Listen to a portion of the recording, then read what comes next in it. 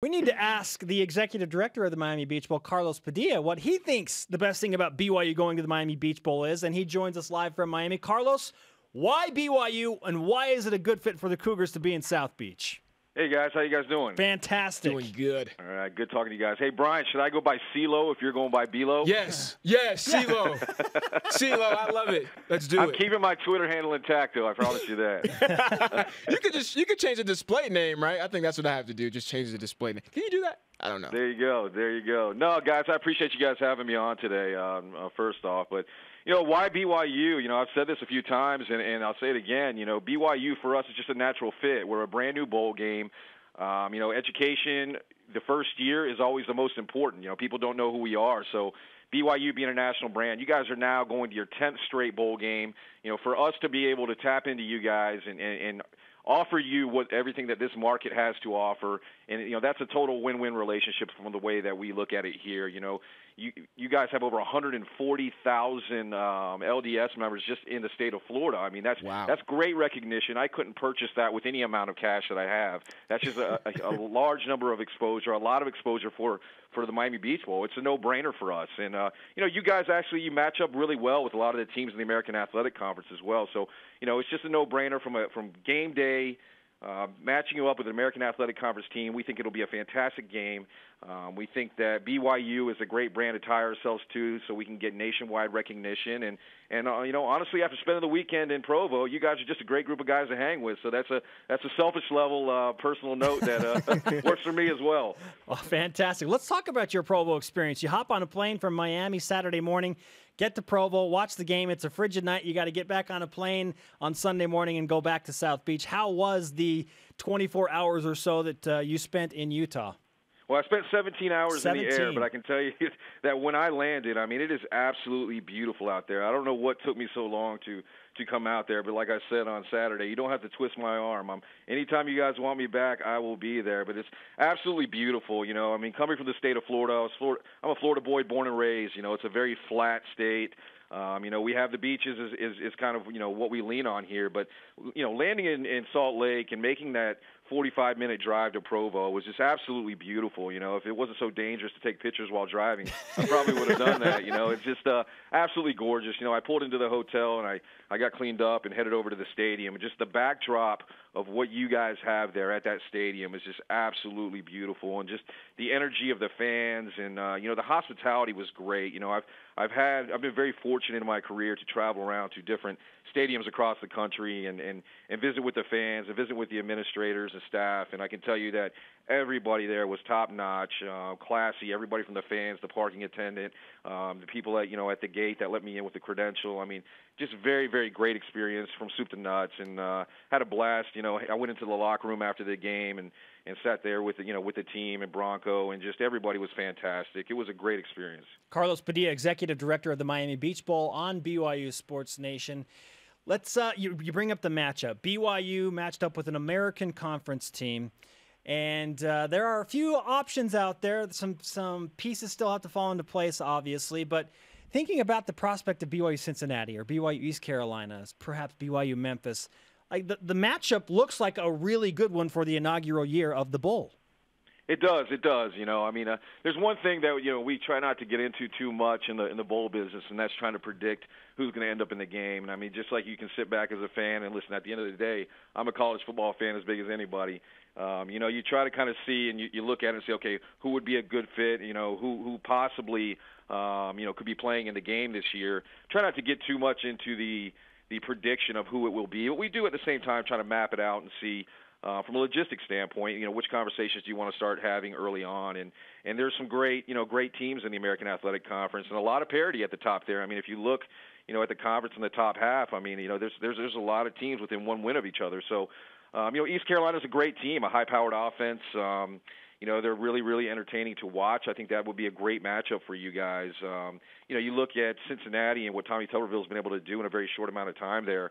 That would be a great matchup as well. And, you look at it from the the ground level here in Miami. I mean, Cincinnati travels pretty well. It's pretty cold, just like you guys, that time of year up there. So, they're attractive as well. Memphis, it's the same thing. I mean, it's remarkable what they've done at Memphis in that turnaround. I believe their last game that they played in from a bowl game standpoint was in 2008, and that was actually my first year in St. Petersburg with the Beef O'Brady's Bowl. So all three of them, I believe, would match up really well with you guys. Right now it's kind of at the point where we just sit back and relax and try to enjoy the show, and we'll see what happens comes December 6th on Bowl Selection Sunday. I am going to root for East Carolina right now. I'm the biggest fan. I want that matchup. That is most intriguing for me. Carlos, we talked a little bit on set on Countdown to Kickoff about the gifts, and just for the fans that weren't able to hear what you guys have in store for these players, please, I'm huge with swag and the bowl game gifts. Please just give them a little bit of a taste of what these guys can expect when they arrive in Miami. Sure. Yeah. One of the things we do, and I don't think people realize, like when it comes to gifts, we purchased a lot of gifts for the teams, but it's not just for the team specifically. The coaches and the coaches' wives will receive gifts. They'll be waiting for them in the room when they get to their hotel rooms. Nice. And even some of the kids from the athletic administrators and the staffs there at both universities will receive gifts as well. But in regards to the team gifts, I mean, we always like to think of those as being the coolest gifts. This year we're looking at doing an Oakley backpack for the players, a really nice, trendy backpack that we kind of got some feedback from a bunch of different vendors on what's popular right now with student athletes across the country, and this one style of bag that we purchased for the players seems to be a pretty hot item, so we hope they'll be excited about that. We're also going to do some sunglasses for the players. Listen, it's going to be bright and sunny down here when you guys come, so that's right. We need something so your eyes can kind of rest easy a little bit when you're here. It's we're trying to take care of you in that regard. We're also going to do a visor for the guys to wear whenever they're in town. And then, in addition to that, we're trying to figure out our electronic gift item right now. We're potential of maybe doing a GoPro or some noise-canceling headphones, something along those lines. So still in the process on that side of it a little bit. And then, we'll be passing out beach towels with the bowl logo on it for everybody to take back home. So it'll be a nice little setup for the entire week. We'll have the whole thing set up and ready for the guys when they get in town here. Talking with Carlos Padilla, the executive director of the inaugural Miami Beach Bowl. Fantastic experience from what we can tell, lined up for the Cougars as they head down to South Beach to take on a team from the American Athletic Conference. 34 days away. You can get all of the information on the website, miamibeachbowl.com. Is there anywhere else that fans need to go to get the 411 on the Miami Beach Bowl, Carlos? You know what? I mean, you can pretty much all the information you need, you're going to be able to find on the website. And as you kind of dig into the website a little bit, you can find some links to the Marlins Park website. That'll give you guys a little more direction on where to park on game day. And certain lots are set up for tailgating. There's a lot of parking garages that Marlins Park uses, so obviously you can't do the tailgating in there. So, if you're a fan looking to come to the game, I would certainly go to the Marlins Park website. But again, you can access that through our website. There's also a hotels page with our partner hotels on the website, which has a direct link right to those hotels, so you can go ahead and book your room. So, we try to have a pretty robust website, so we can give you all the information we need. But certainly, you can find a majority of it right there on the website. Carlos, can the fans find out what time, when, and where the beach party is going to take place? Sure, yes, that's on the website as well.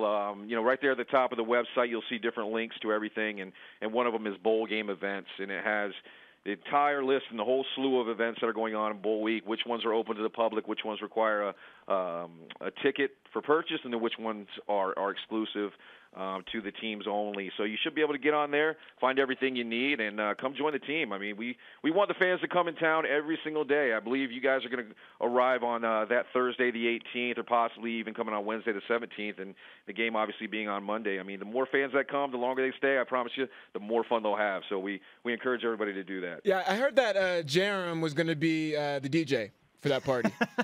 Hey, you know what? Let's throw him up there. We'll give him a shot. Spencer will be in his white pants. We'll have Jerem up there doing the ones and twos. It'll be a good time. That's right. I can spin it like no other. Hey, listen, I heard you talking about wearing Bermudas. You're not getting out of those white pants. I told you that on Saturday. Okay. Hey, the white pants are a regular fix in my wardrobe. That's for the party, man. You got to whip that one out for the party. I wear them in Utah in November and December. Let's talk about Marlins Park. BYU playing in a baseball stadium for the second straight year. They played at AT&T Park in San Francisco last year in the Fight Hunger Bowl. Now they have the opportunity to go to Marlins Park, which is, from the pictures, I've never been there, but it just looks spectacular. Tell us about the dimensions and the dynamic of playing at Marlins Park. Sure. Marlins Park, I tell you, we're very fortunate to have our offices actually here in the park. We work here on a daily basis, so we literally look at ourselves as an extension of the Marlins staff here, which is a very good thing. I mean, these guys and the operations staff here, and Claude Delorme and his entire team here at Marlins Park are fantastic, and we're once again, very fortunate for that. So it's a beautiful stadium. It's LEED certified, 3 years old, retractable roof. Obviously, we expect the roof to be open on game day. And as you're sitting in the stands and you get more towards the upper part of that first level and you look out over what would be center field if it's configured for baseball, there's actually a huge, large 3-story window that opens up and looks down into the skyline of downtown Miami. Just a beautiful, beautiful view. Brings in a wonderful breeze for game day. And again, we're anticipating in that 75-degree weather range there on game day, so it should be very nice for the fans. And as far as its configuration, so if you look at it like a baseball stadium, obviously, which it is, home plate to third base is basically one end zone, and then right field being the other end zone.